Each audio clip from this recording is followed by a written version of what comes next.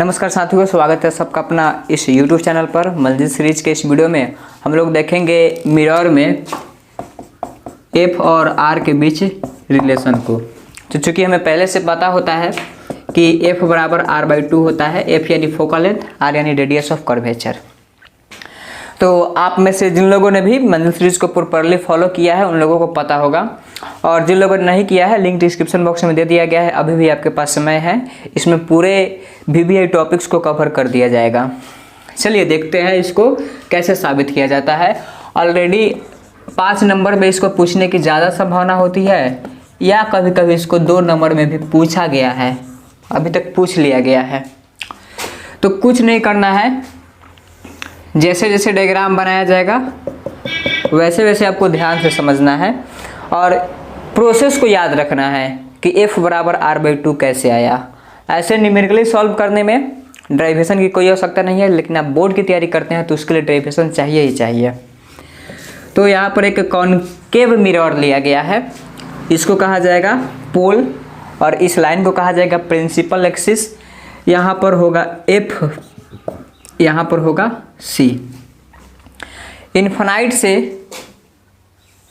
Incident ray reflection के बाद principal axis को जिस पॉइंट पर कट करेगी उस पॉइंट को फोकस पॉइंट कहा जाएगा।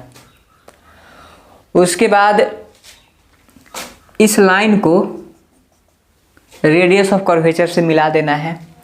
मान लेते हैं कि A है और इसको C कहा गया, तो इसको कहा जाएगा रे ऑफ इंसिडेंस, इसको कहा जाएगा रे ऑफ रिफ्लेक्शन। तो अगर इसको मानते हैं I तो ये भी हो जाएगा R, और according to law of reflection the angle of incidence and angle of reflection is equal. तो I और R दोनों आपस में बराबर होगा। क्योंकि 2 पैरेलल लाइंस को जब एक दूसरा लाइन इंटरसेक्ट करती है तो उसका अल्टरनेटिव एंगल इक्वल होता है, तो इस एंगल को भी I कह सकते हैं। अब यहाँ से एक परपेंडिकुलर ड्रॉ करते हैं और मान लेते हैं कि यह पॉइंट B है। तो एक कन्वेंशन होगा कि 2 पैरेलल लाइंस के बीच का डिस्टेंस हमेशा कांस्टेंट होता है। तो इस बात को मानना होगा कि जो AP है वो ऑलमोस्ट AB के ही बराबर है। अब इस एंगल को, जो कि ACF का एक्सटीरियर एंगल है, और according to exterior angle theorem the exterior angle is equal to sum of 2 opposite angles in front of it. मतलब कि जो बहिष्ठ कोण का मान होता है वो सुदूर के 2 अंतःकोणों के योगफल के बराबर होता है। आपने इस थ्योरम को क्लास 9th में पढ़ा होगा। तो त्रिभुज ACF में इसको कहा जाएगा एक्सटीरियर एंगल यानी कि बहिष्ठ कोण, और इस बहिष्ठ कोण का मान सुदूर के 2 अंतःकोणों के योगफल के बराबर होगा, तो I + R के बराबर होगा। और चूंकि I को हम R से रिप्लेस कर सकते हैं या R को I से रिप्लेस कर सकते हैं, इसलिए इस एंगल को 2I भी कहा जा सकता है। अब इसमें आपको एक छोटा सा इन्फॉर्मेशन लिखना पड़ेगा, एकदम छोटा सा इन्फॉर्मेशन, जिसको कहा जाता है binomial approximation. Binomial approximation, binomial approximation में कहा गया कि अगर theta is very very small, अगर थीटा बहुत छोटा है तो उस कंडीशन में tan theta almost equal to theta होता है या sin theta almost equal to theta होता है। अगर थीटा बहुत छोटा है, बात को समझिए, अगर थीटा बहुत छोटा है तो tan थीटा और sin थीटा दोनों ऑलमोस्ट बराबर हो जाएगा, और थीटा को रेडियन में लिया गया है। थीटा यहाँ पर रेडियन में होना चाहिए, डिग्री में नहीं होना चाहिए। अब चलिए बात करते हैं और इसको हम इसमें अप्लाई करते हैं। तो ये tan थीटा थीटा के इसलिए बराबर हो गया क्योंकि sin थीटा और tan थीटा इंक्रीजिंग फंक्शन है। अगर cos थीटा में लगाएंगे तो ये बात अप्लाई नहीं होगा। cos में क्या होता है कि एंगल जितना कम होता है उसका वैल्यू उतना ही ज़्यादा होता है, जैसे कि cos 0 का मान 1 होता है, क्योंकि cos एक डिक्रीजिंग फंक्शन है, जबकि sin एक इंक्रीजिंग फंक्शन है और tan भी एक इंक्रीजिंग फंक्शन है।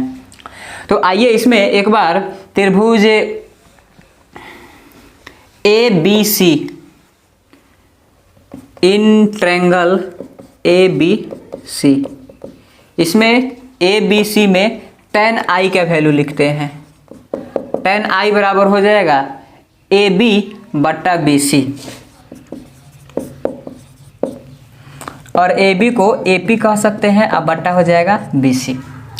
अब ये जो लाइन होता है ये कुछ और नहीं प्राक्सियल लाइन्स होता है, और प्राक्सियल लाइन्स प्रिंसिपल एक्सिस के बहुत क्लोज होता है। यहाँ पर जानबूझ करके मैग्नीफाइड करके आपको दिखाया जा रहा है ताकि समझ में आ जाए। जो मार्जिनल लाइन्स होता है वो प्रिंसिपल एक्सिस से दूर होता है, लेकिन जो प्राक्सियल लाइन्स होता है वो प्रिंसिपल एक्सिस के बहुत करीब होता है, बहुत करीब, उनके बीच का गैप बहुत कम होता है। तो इसलिए I और R भी बहुत छोटा होगा। यानी कि अगर कहीं लिख सकते हैं तो लिखिए I and R both are very very small. जब I और R दोनों छोटा है तो tan I के बदला में लिख सकते हैं I और लिख सकते हैं AP और बटा लिख सकते हैं BC, इक्वेशन 1। अब देखिए इन ट्रायंगल ABF,